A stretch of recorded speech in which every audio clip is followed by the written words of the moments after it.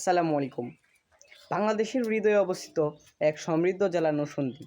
ঢাকা থেকে মাত্র 50 কিলোমিটার দূরে এই জেলা গড়ে উঠেছে শীতলক্ষ্যা, মেঘনা ও আড়িয়ালখা নদীর তীরে।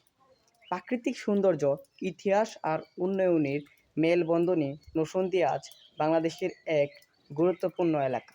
নরসিংদী নামের উৎপত্তি নিয়েও আছে চমৎকার গল্প। অনেকে বলেন নরসিংহ রাজার নাম থেকে নরসিংদী নামটি এসেছে। এই জেলাটি প্রতিষ্ঠিত হয় 1977 সালে। নরসিংদী জেলার বাংলাদেশের অন্যতম শিল্পনগরী।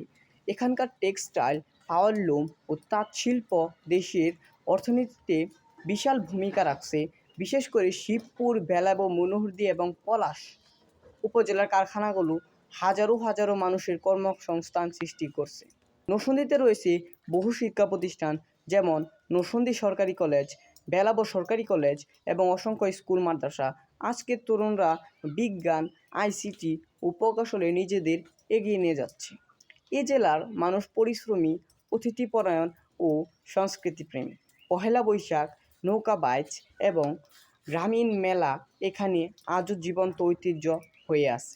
পর্যটক কেন্দ্র নিয়ে নরসিংদীতে বলতে গেলে ড্রিম হলিডে পার্ক, ওয়ান্ডারল্যান্ড, মেঘনা নদীর তীর, শিবপুরের পাহাড়ি অঞ্চল যেখানে প্রকৃতি এখনও তার রূপ ধরে আছে। নরসিংদী শুধু একটি জেলা নয়, এটি পরিশ্রম, সম্ভাবনা, ঐতিহ্যের প্রতীক।